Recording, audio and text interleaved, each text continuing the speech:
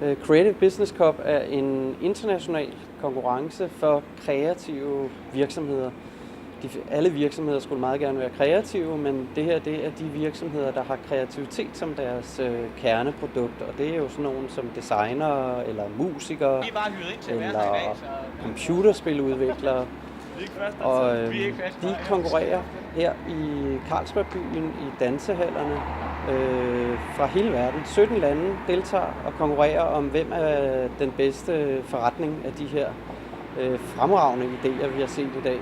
Og kommer fra det, der hedder Center for Kultur- og Oplevelsesøkonomi, som er en virksomhed under Kultur- og Erhvervsministeriet, som forsøger at styrke de kreative erhverv i Danmark.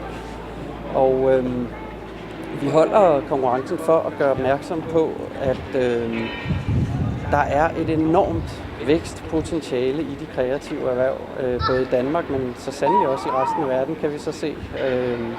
Og med konkurrencen sætter vi så fokus på de kreative erhvervs forretning. Ikke så meget på deres produkter, men denne her konkurrence er på, hvor gode de er til at egentlig få lavet noget forretning ud af deres kreative idéer.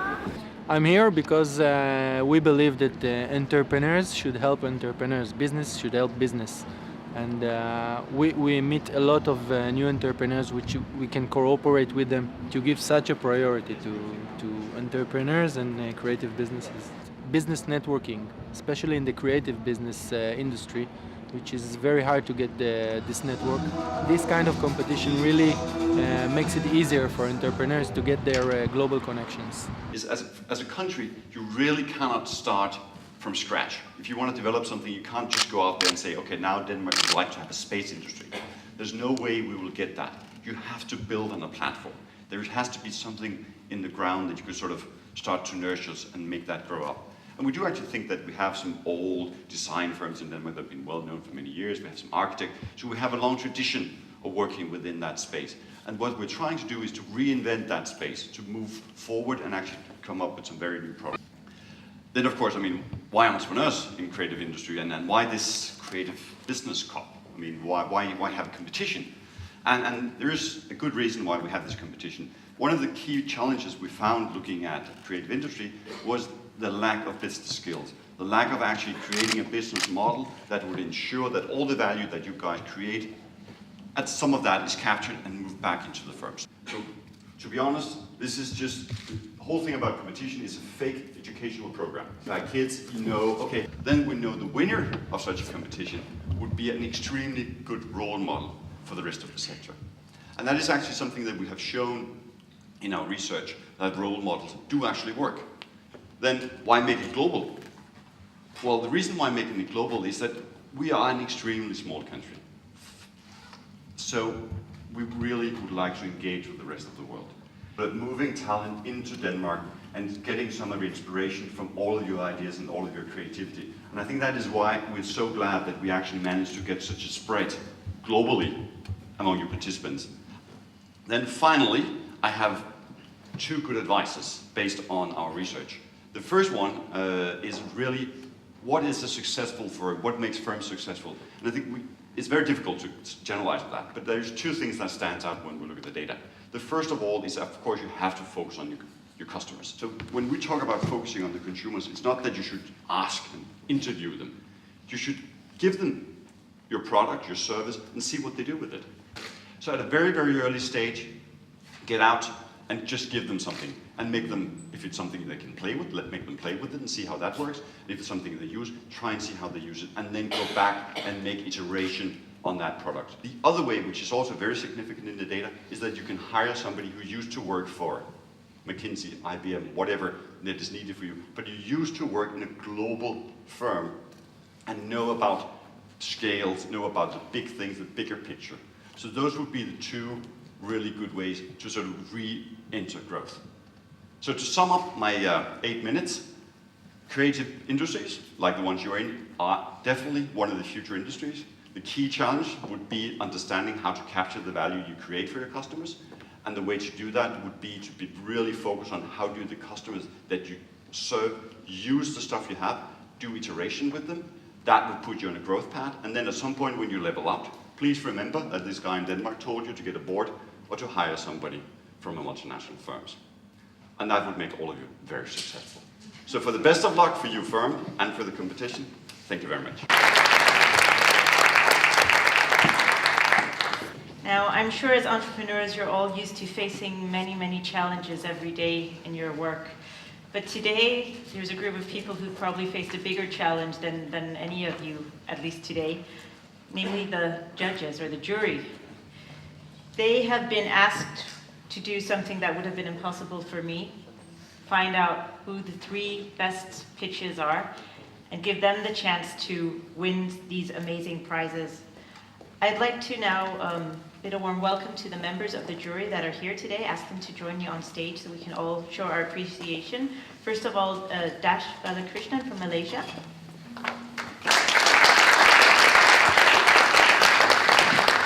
And Trevin McGowan and Julia McGowan from South Africa.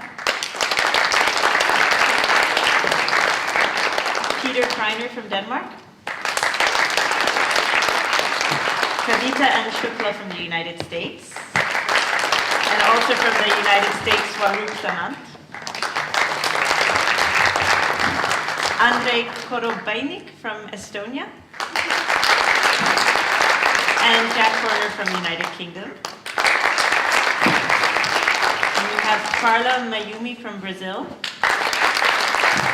And unfortunately, Jonathan Ortman from the United States was not able to be here today, but I've been told that he participated yesterday in the jury deliberation. So please give a big warm hand to the jury.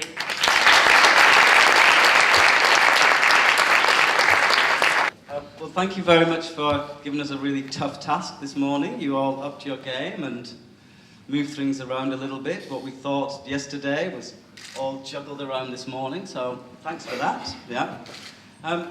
Before I give you the final 3, sorry, it has to be that, we'd like to give a special jury commendation of the young entrepreneur from Kenya. We were really charmed by your enterprise, and we hope it continues with such success. And I think you've probably got a few more in you as well, huh? So.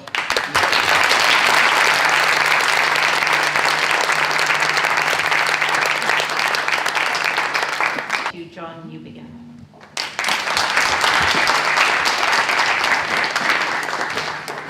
Thank you.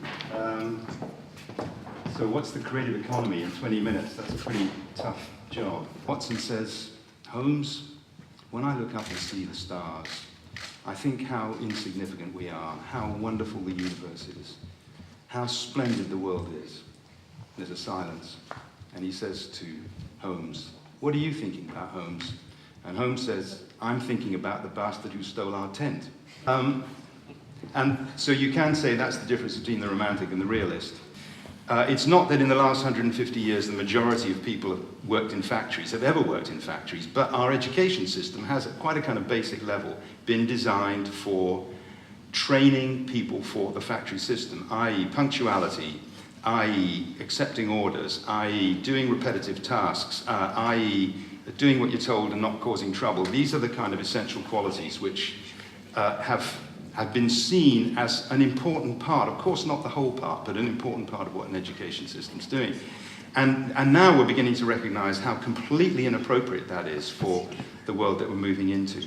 And 2 or 3 little quotes, I think, illustrate that. One is, again, something that was touched on yesterday. A guy called Geoffrey Crossick, who's the Vice-Chancellor at the University of London, a very progressive thinker in this area, and he said recently, the problem we have running a major institution like London University is that we're training graduates for jobs that don't exist.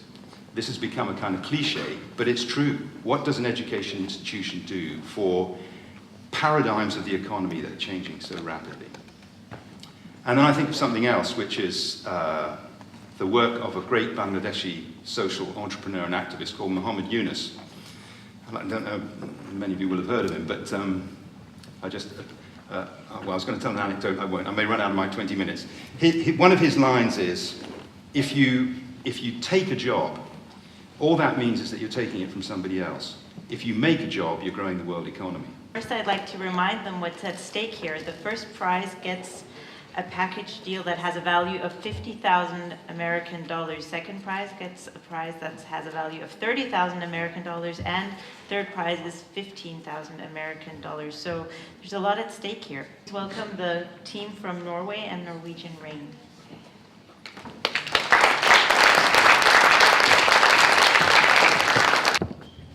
Hello, yes. Okay, first, thank you very, very much. It's an honor to be here as one of three, actually as one of all of you. And yeah, we are Norwegian Rain. We are the national winners from Norway. So that's why we're here.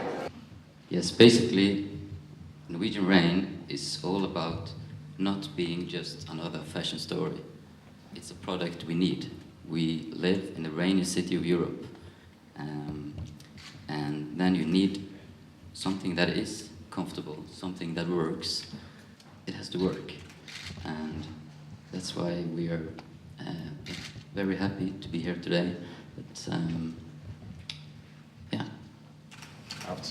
After years of hard work and trying to put together the creative team, sourcing the factory, sourcing the fabrics, we've managed to position the product in the selective fashion market.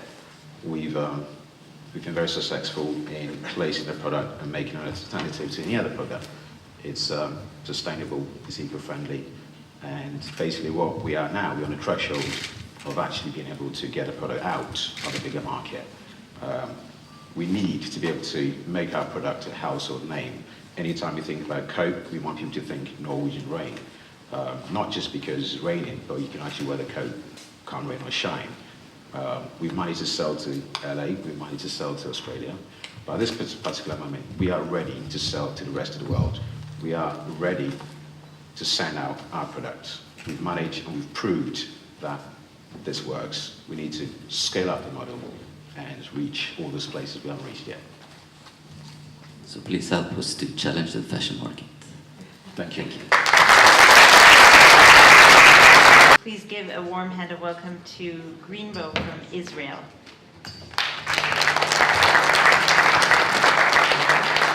Railing and decks design planters, which sits on the rail and give you the options to grow your vegetables, your flowers over your rail. Like I said before, we took all our saving, we took all our efforts. Me and my partners worked in two full daytime jobs, from 8 in the morning to 6 in the evening in our firm, from 6 in the evening to 5 in the morning in our company for more than 2 years. There are two sizes, the big one for more vegetables, the smaller one for flowers. You can enjoy the various colors, you see very vivid colors. You don't need to hide your planters like a few years ago when you had only terracotta, green and white. We're just now becoming a localized company, global localized company with in new innovation and new products. I hope that in April 2013 you will see our new patent product, still in the urban gardening domain. And by the end of 2013, I really hope that we can open our European country and get our products more familiar in these markets in a creative way. Now, last but not least, we have from Netherlands, We Want Cinema.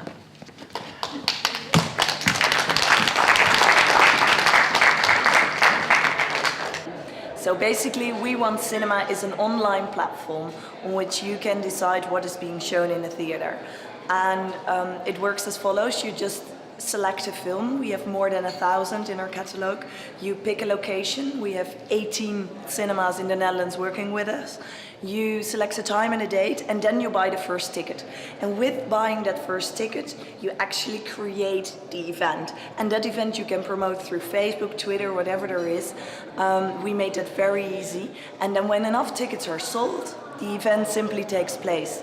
That's how We Want Cinema works. There was Fairtrade chocolate, this brand, and there was a conference about chocolate, and she actually organized a screening of a chocolate documentary and giving away her Fairtrade chocolate, and it helped her a lot. Film festivals, we let the audience pick a film and then select which film they want to see again, because in film festivals, I don't know if you go there, but they're completely sold out all the time. So then you have an extra time slot to focus on your film, see it, and make it possible to see it. Young and independent filmmakers, that's a part I love. They have no access to big screens, to the theaters. And now with We Want Cinema, they can simply put on their film and get their own fan base to arrange that they will be seen in a movie theater. I really hope that you will help us. And yes, we're first, but we need this extra attention to focus on international growth. Thank you. Well, I heard that the third prize is of a value of $15,000, so yeah, at least we have that. What's the company? But let's hope that we get the first prize. Welcome to our next speaker. He's president at the Banff Centre and former executive director at Canada's National Ballet School. He will be addressing the challenges and opportunities facing the arts sector in today's digitally enhanced world, and he'll discuss unconventional partnerships, opportunities, and new ways in which the arts sector can more fully benefit in the evolving world, with a particular focus on emerging business models and new approaches to fundraising. I'm very pleased to welcome Jeff Melanson.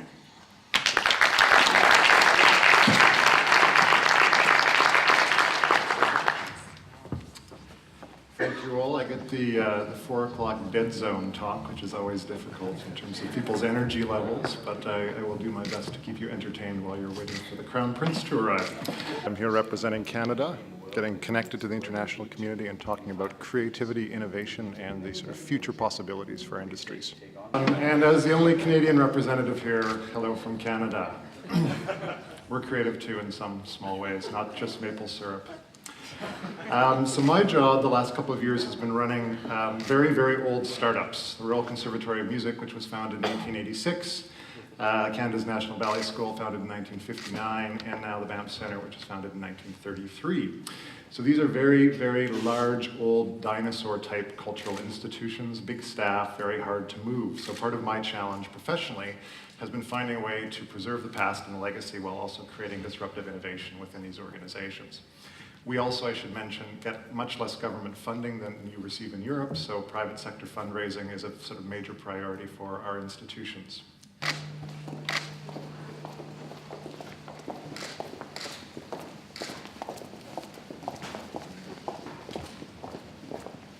I was going to make some closing remarks at the end, but I realized that we have such an excitement and such a build-up over the last 3 days since you arrived, some of you on Sunday, most of you on Monday, and the last 2 days of pitching. So that I should end the whole thing would be not such excitement. So I will start out by saying the thank yous I was supposed to say at the end, and then we can go directly out and have a good time. First of all, thank you to all the delegates from the many different countries, to the jury for the hard work. Also to our collaboration. Especially we had great support from the Danish Business Authority. You heard Anders Hoffmann earlier today from the Nordic Council of Ministers, Korea Nord, from the Danish Industry Foundation, the Kaufman Foundation, the Global Entrepreneurship Week, Georg Jensen, and CKU, or the Danish Center for Culture and Development, Carlsberg, Monday Morning, Roskilde Festival, and the city of Copenhagen.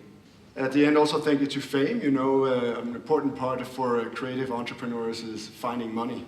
So at the same time as Creative Business Cup, we've had the FAME event going on simultaneously, and there's quite a few investors here in the room today. Now we are starting with the awards. And the first award would be the prize sponsored by Georg Jensen. Georg Jensen will not be able to come. I have now the honor, on behalf of Georg Jensen, to hand over the audience prize. And that was this morning, where all countries made their pitches and all participants in the audience, some 100 people, could hand in their ballots, and we saw who you preferred. And the winner of the audience award is Portugal with Uniplaces.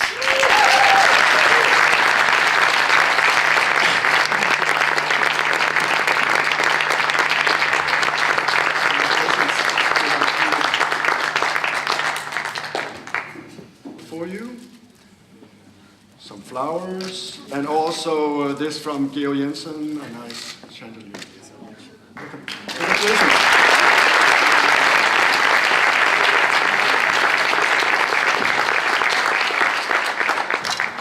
Then we have a special prize, the Roskilde Festival Prize. And for that, I would like to ask Christina Bilde from Roskilde Festival to come and nominate the winner of your prize. Well, I don't know how many of you know Roskilde Festival. It's a music festival. It's a music and arts festival. But it's not just a social and cultural phenomenon. It's also a catalyst and a unique platform for testing and trying out new innovative solutions in different areas. It might be LED lighting on stages. It might be new toilet solutions. It might be windmills. It's a contemporary event. It's a city that exists for around 8 days. But in the wake of Roskilde Festival, it's our ambition to have a more lasting impact, not just through unique cultural experiences, but also through developing and co-creating the things you meet in society tomorrow, today. The international winner of the Roskilde Festival Innovation Prize is More Than Shelters.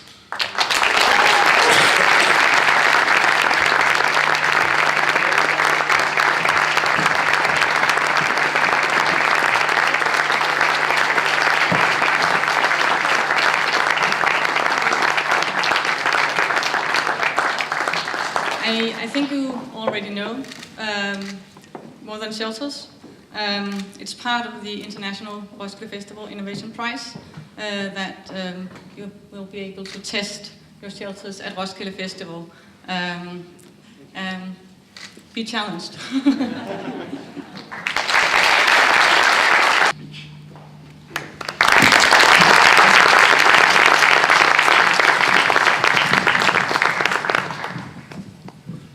Ladies and gentlemen, friends of CKO and also of this CBC, which I'll be looking very much forward to attend. I'll hold a brief speech, and then I look forward to meeting as many as possible of you afterwards on a more relaxed level. CBC, it is aimed at strengthening entrepreneurship in the creative industries. It's a field within the business community that is growing in significance in both Denmark and globally.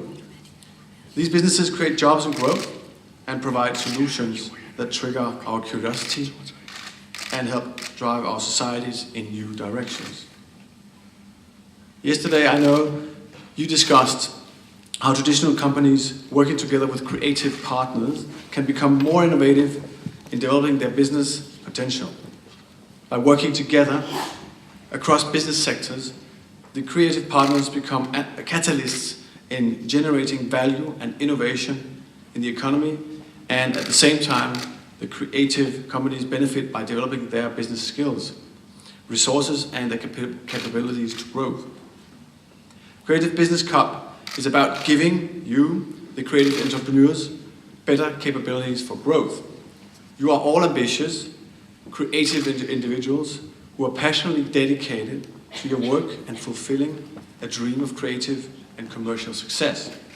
This passion and dedication I often experience when meeting with creative businesses in Denmark, but also abroad. The Crown Princess and I are strong supporters of the Danish creative scene, whether it be music, design, fashion, architecture, or science. To show our support, she and I created our own culture prize, where we had the opportunity and privilege to honor and shed light on younger Danish artists from various creative fields. And those are ranging from cartoonists over architects to musicians. We honor these Danish creative people for their artistic achievements and support them in their future endeavors. And often these achievements go hand in hand with their professional goals and commercial success. The creative industries are important to the wealth and success of all our societies. The creative industries are drivers of growth. CBC and the other initiatives by CKO will provide a solid platform for the future innovation, creativity and competitiveness of these businesses here in Denmark and now also globally as from this year. And of course, there might be motivation, and there should be motivation from all of you participants, but also from us to encourage that we can meet again. New creative minds can meet maybe already next year, and hopefully get a very successful cup again.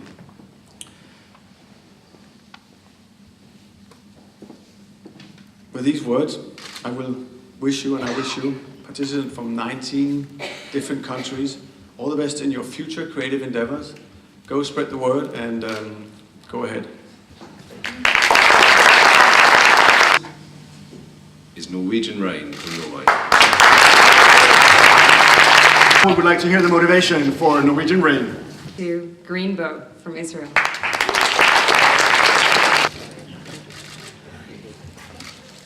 The solution is very well executed, and they've embraced sustainability and even partnership between Israeli and the Palestinian workforce.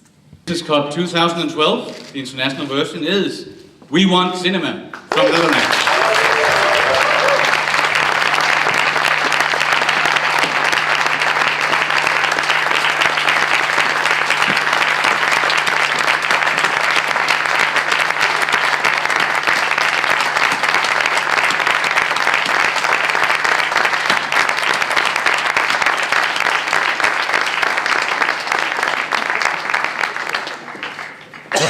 And now for the motivation. Yes.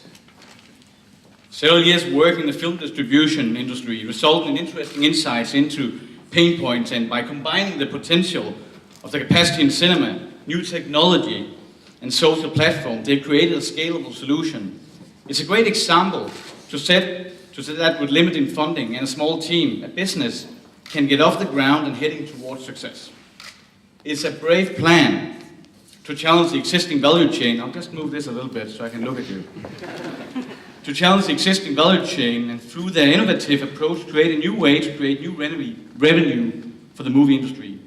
We would really like to see the new market of reaching school screenings in the daytime and independent film producers explored soon too.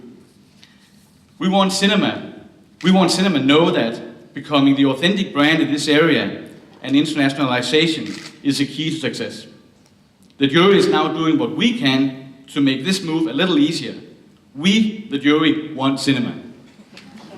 Unique, well-spoken, who have a lot of energy. Besides from that, a small company, you're simply just trying to challenge the value chain. We're very impressed by that. Huge congratulations from all of us.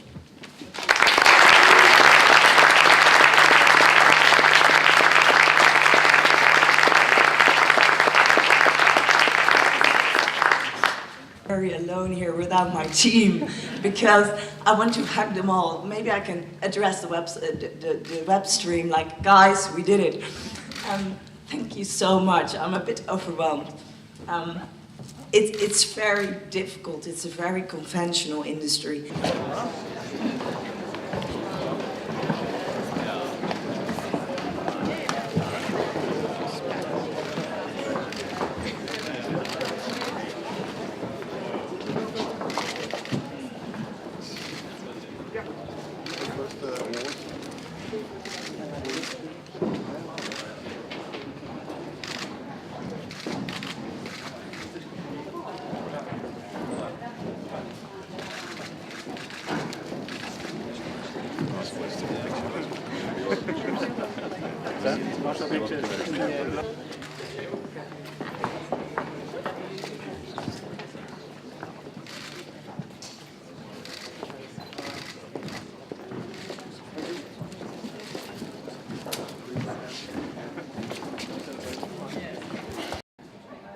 Jo, stille og roligt.